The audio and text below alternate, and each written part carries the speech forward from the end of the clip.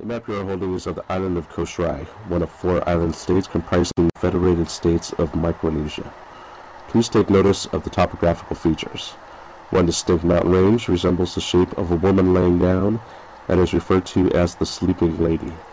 This unique island has ancient ruins, World War II relics, rainforest, and mangrove ecology.